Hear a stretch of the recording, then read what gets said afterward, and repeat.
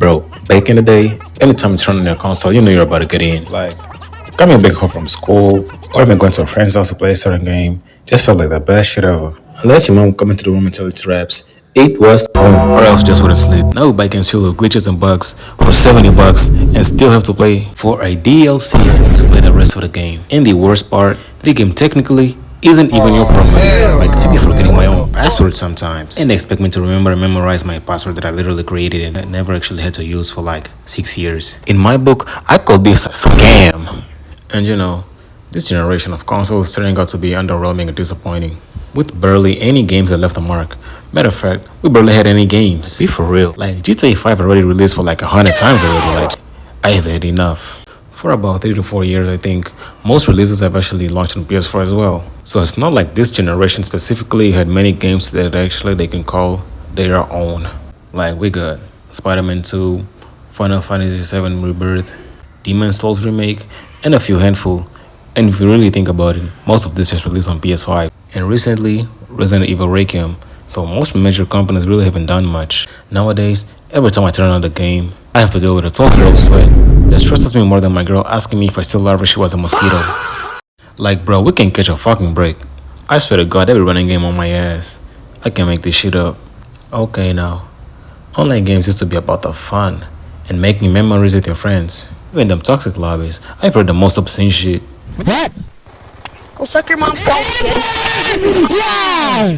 I didn't know there were so many ways to the art of hating.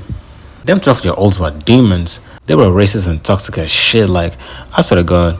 But low kid was fun though back in the day. Anyway, now it just feels like they just want our money. Online games feel soulless. Companies just fill them with bugs and shit and expect us to buy them. They rush the shit out of the games. It's such a shame. Truly disappointing.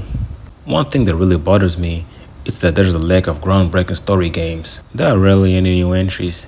It's mostly just the same universes and the same franchises that we already love.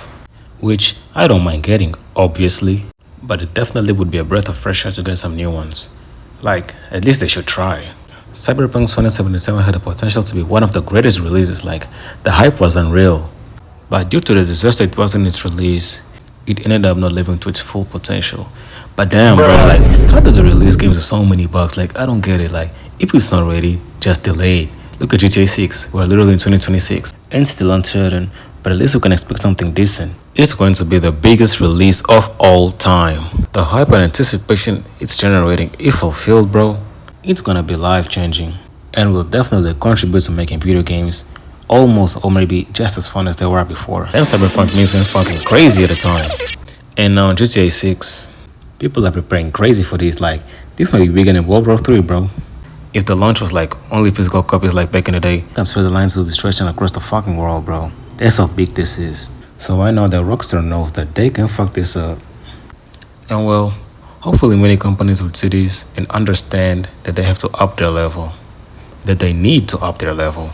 And actually focus on delivering quality products worth our money and not just money grabs. Not even just, like, no money grabs, please. Okay, thank you. Now, it might just be that we're older now, filled with so many responsibilities and worries due to the struggles of adulthood, that we can't bring ourselves to enjoy video games like we did before.